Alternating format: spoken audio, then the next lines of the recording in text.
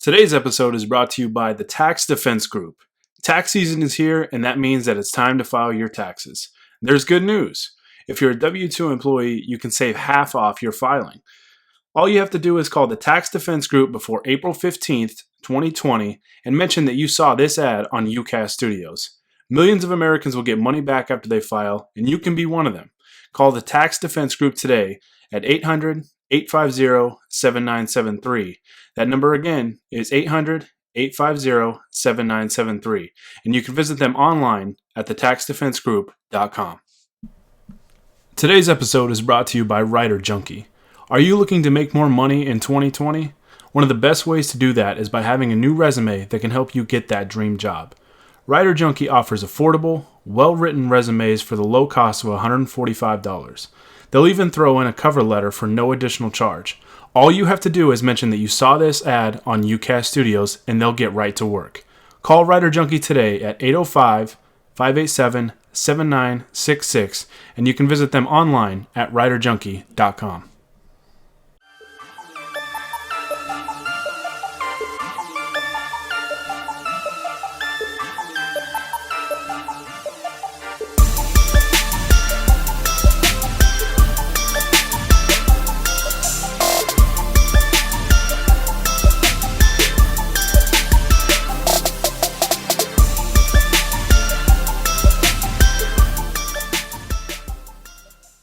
What's going on, everybody, and welcome to another episode of the Lakers Outsiders podcast. Your ears are not mistaken. I am not Gary Kester. This is Honi Ahmadian hosting for like the second time ever, and there's a very good reason for that.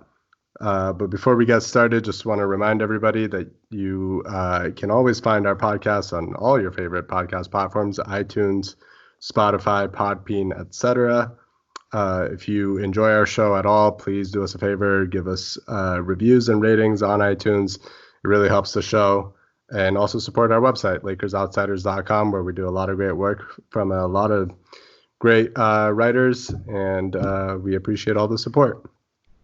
But the reason I'm here without Gary for once is that we have a special guest for this podcast. My good friend Aaron Johnson of Palace of Pistons here to talk to us about the newest Laker, Markieff Morris. Aaron, how you doing? I'm doing good, Honi. Thanks for having me on.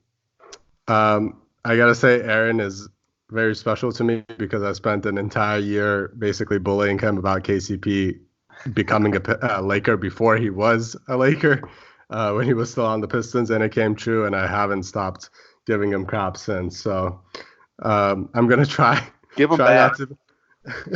We try not to make too many jokes about that today so that we can focus on more important things, but there's no guarantees.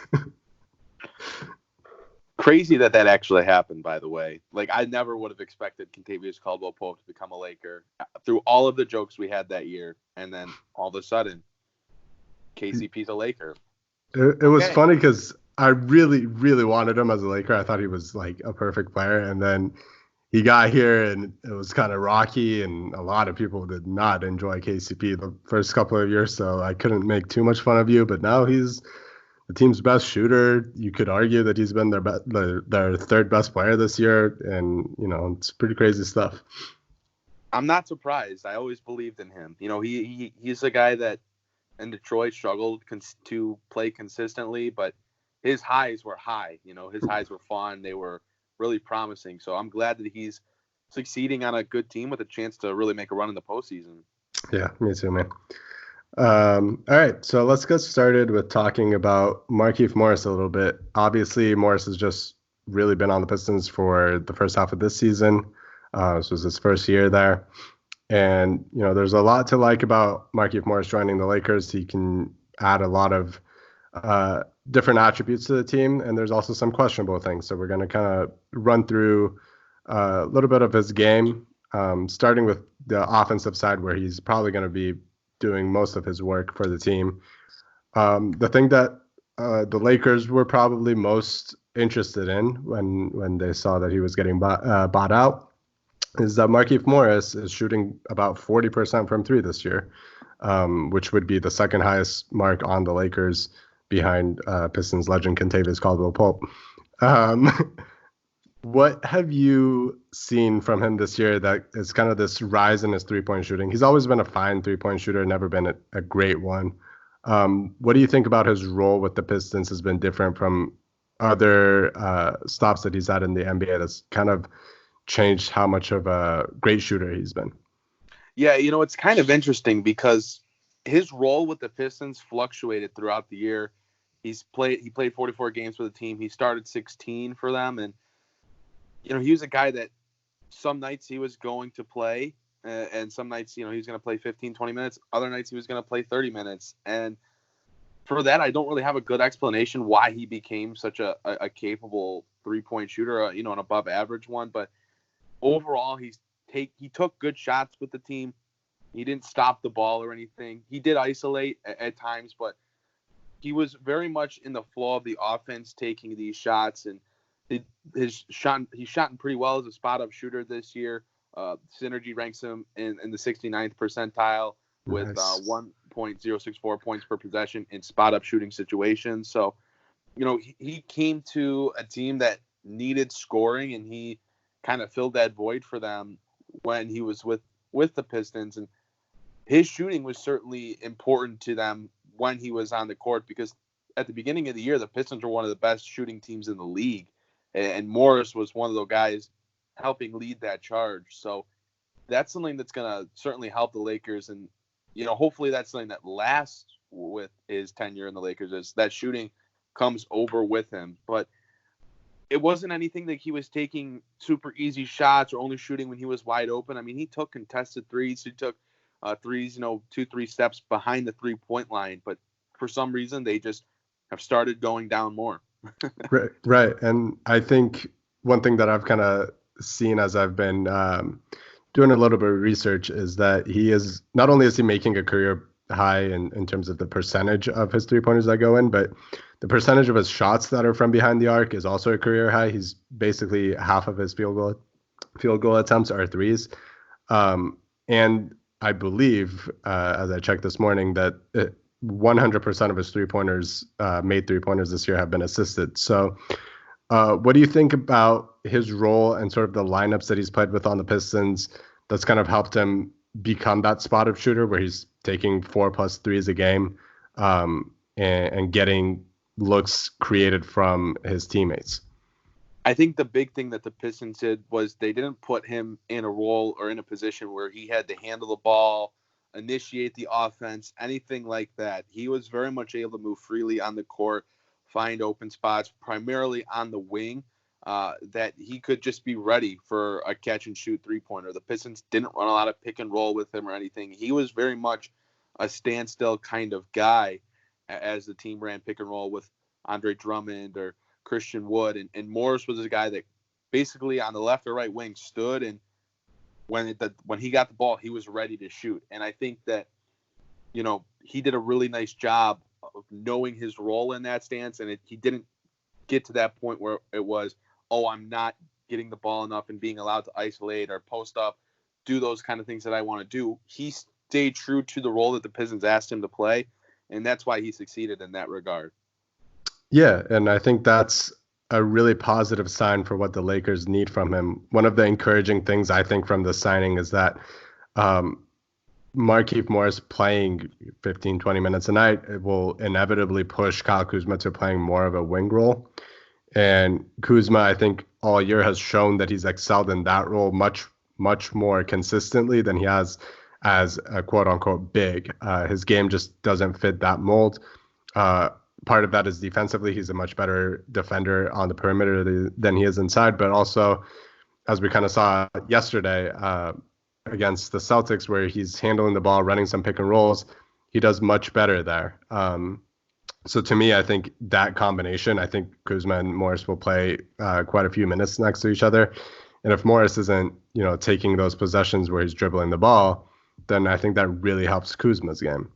That said, the Lakers obviously have a major need for playmaking, and they haven't, at least so far, and they probably won't be able to really fix that through the buyout market. The guys that they wanted, like Darren Collison and Reggie Jackson, either stayed retired or went to their rival.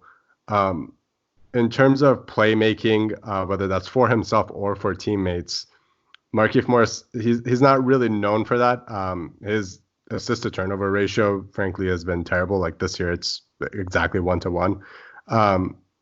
But what do you think about his play as sort of like a 3-level? You throw it to him to ISO, and either he creates for others or creates for himself. Do you think that's a viable offense for a team that's hoping to win a championship, or do you think that's just completely not his game?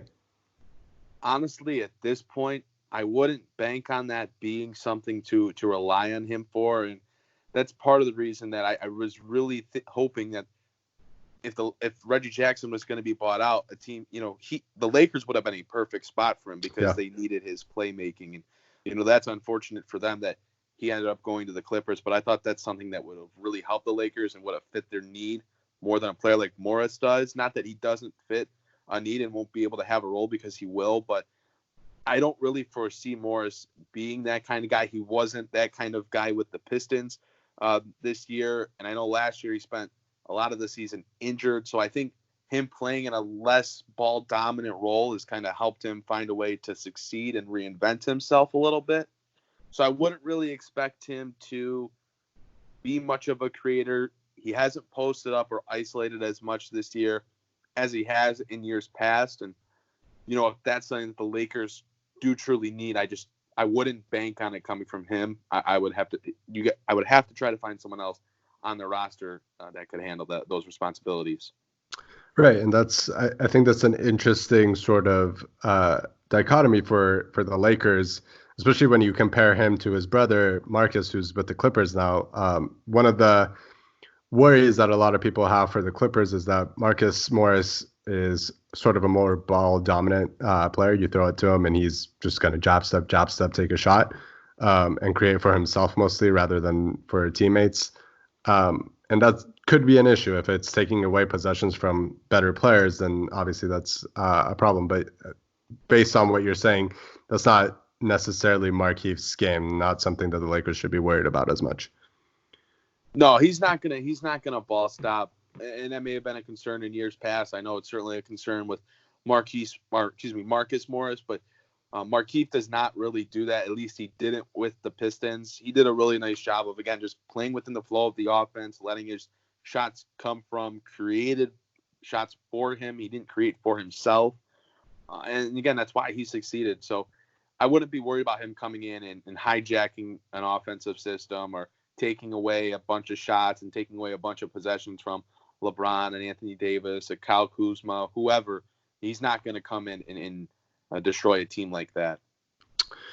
All right. Well, staying on the topic of, the Lakers' biggest needs, the other really main point of weakness for the Lakers all year has been how they have guarded bigger wings. We obviously kind of saw it yesterday against the Celtics. Jason Tatum goes off for 41 points.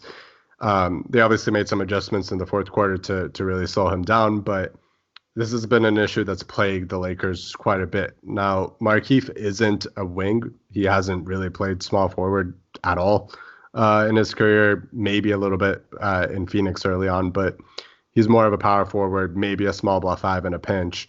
That said, do you think, based on what you've seen and maybe if he's been in that role for the Pistons, is wing defense something that he can hang his hat on at all, or is it just a non-starter? He's definitely more so better suited down low. It's not something that he thrived in Detroit. He really didn't thrive on defense at all with the Pistons, but I would definitely consider him a guy that if you had to put him somewhere defensively, you would want him down low. He's just not quick enough. He's not athletic enough anymore to stay with wings. And I know when the Pistons went up against, Giannis and other top of the league wings, Markieff Morris was not a guy that they attempted to throw on any of these players. He was a guy that kind of stuck down low and, if needed, would guard a center more so than, a small forward. Right. And I think that, again, kind of goes with the discussion we had about Kuzma moving over to the wing. I think if those two are playing together as much as I kind of expect, then Kuzma would be the person getting those assignments, which, again, he's at times at least shown an ability to be pretty good in that department. And yesterday he showed it pretty well against Tatum in the fourth quarter with plenty of help, of course. but that means that they would need Morris to be a pretty solid interior defender for them, just because the Lakers really play in that sense of funneling guys inside. He's not going to be playing the five very much, at least. He might play it here and there, but I wouldn't really expect it too much. But he would still have a lot of help defense responsibilities. What do you think about his potential or his ability in that sense, in a team defense and interior defense? I think he'll serve his role with the Lakers. Luckily, with Anthony Davis and JaVale McGee and Dwight Howard, those are three guys that do a nice job of defending the paint, protecting the rim, and I think Morris will fit in alongside that. I know he's not going to play a lot of minutes at the five just because that's not necessary with the team that the Lakers have in place, but he will be able to go in and play, at least average defense down low. He uses his body pretty well. He uses his arms pretty well. He likes to, rebound and box out and crash the glass, so he'll help on the boards. He's just not a guy that can really do much outside of interior defending, again, because of his lack of athleticism and his lack of speed. Right. Yeah, that's basically, I think, what a lot of people are expecting from him. The only, I think Lakers fans are hoping that he would be somebody they can throw on a bigger wing in a pinch. And just because of his size, he might be a better option than someone like, say, KCP, who is a better defender, but he's just so much smaller than the Kawhis and the Paul Georges of the league that he's not really going to be effective against them. We'll see if that's something that the Lakers try to implement throughout the rest of this regular season and potentially in the playoffs. But I wouldn't really expect too much perimeter defense from Markieff. Today's episode is brought to you by the Tax Defense Group. Tax season is here, and that means that it's time to file your taxes. There's good news. If you're a W-2 employee, you can save half off your filing. All you have to do is call the Tax Defense Group before April 15th, 2020, and mention that you saw this ad on UCAS Studios. Millions of Americans will get money back after they file, and you can be one of them. Call the Tax Defense Group today at 800-850-7973. That number again is 800-850-7973, and you can visit them online at thetaxdefensegroup.com. Today's episode is brought to you by Writer Junkie. Are you looking to make more money in 2020? One of the best ways to do that is by having a new resume that can help you get that dream job. Writer Junkie offers affordable, well-written resumes for the low cost of $145. They'll even throw in a cover letter for no additional charge. All you have to do is mention that you saw this ad on UCAS Studios, and they'll get right to work. Call Writer Junkie today at 805-587-7966, and you can visit them online at writerjunkie.com. I guess we will pretty much finish it up with this, but we can't really talk about a Morris brother without talking about any sort of attitude or locker room chemistry. The Lakers have obviously really hung their hat on the chemistry of the team this season. One of the reasons why they weren't too quick to make a trade or a signing afterwards. And once they did make a signing, they cut the player that hadn't played at all this year in DeMarcus Cousins. The Morris brothers are kind of controversial in that their attitude can sometimes be a problem for a locker room, but they can also sometimes be sort of galvanizing for a team. At least in this half season that he spent with the Pistons, what have you sort of heard or read about Morris's role in the locker room and how he's really impacted his teammates? Yeah, Morris has been pretty vocal. I mean, as you would likely anticipate with him. I know he started off the season early on picking up a pair of technical fouls within the first 2-3 games.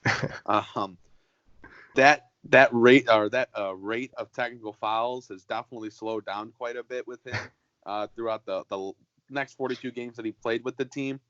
But he's a guy that's going to be vocal. He's going to talk, both on the court, in the locker room.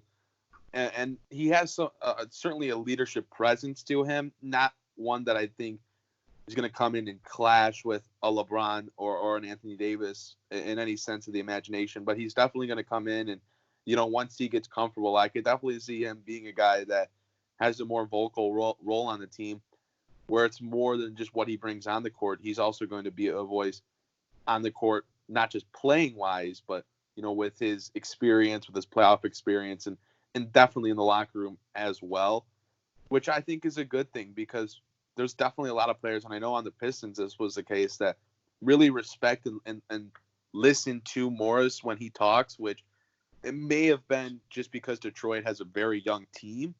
Right. But I think it also says something that players would pay attention to what he would say and would listen to what he would say. And I think him being in a leadership role this year for Detroit certainly bodes well for moving on to another team that, again, has postseason aspirations. Right. And I think that's something that the Lakers have really used this year, is their veterans have been very vocal. Even if LeBron and AD are clearly the top dogs on this team, guys like even a DeMarcus Cousins, who didn't play at all and just got waived, he was holding them accountable from the bench. A guy like Jared Dudley, guys who don't even necessarily have to play, but have an impact on the team just through their leadership and through their sort of attitude, and they come in and muck a game up and really protect their teammates. And it seems like, as long as he doesn't clash with teammates, and I don't think he will based on how well the Lakers are doing and just other personalities on the team, that's something Markieff can come in and definitely help them with right away. That just about does it for me in terms of questions. Is there anything else about Markieff that you think Lakers fans should know? I think he's certainly going to be of value to the Lakers. I know it's kind of tough with him joining a loaded front court, but especially with what you said, I had also read that the Lakers are planning on using Kuzma definitely as a 3 some more now. Mm-hmm. I think Morris is going to be able to come in and contribute. It's always good to add another guy that can shoot the long ball and defends inside. So I think it's a good signing. Again, for the Lakers, it would have been much better to sign Reggie Jackson, because I think it fills a bigger need. Right. But still, Morris is going to be able to come in and certainly help them. So I would be happy that they were able to get him. All right. You want to tell everybody where they can find you? Yeah, so you can follow the website and the brand that I help run and I created, Palace of Pistons. You can follow on Twitter at Palace of Pistons, and then the website, palaceofpistons.com. We have a podcast, a YouTube page, all that stuff. It's all Palace of Pistons. And then you can follow myself on Twitter at AJohnsonNBA. All right. I will do my plug really quick as well. Once again, you can find all of our work for Lakers Outsiders on Twitter at Lakers Outsiders, on Instagram at Lakers Outsiders, on Facebook, and of course, visit the site, LakersOutsiders.com. And once again, find the podcast on iTunes, Spotify, Podbean, et cetera, et cetera. We do really appreciate those reviews and ratings. They really help us out. And we have some fun stuff planned out, and hopefully we'll be grinding out some more podcasts while we get ready for the playoffs. But that just about does it. I want to thank Aaron once again for being on the podcast to give us some Pistons sort of insider/outsider experience on Markieff Morris and what kind of player he can potentially be for the Lakers. Yeah, no problem. Thanks for having me on. It was a great time. All right. And once again, this is Honi Ahmadian signing off for Lakers Outsiders.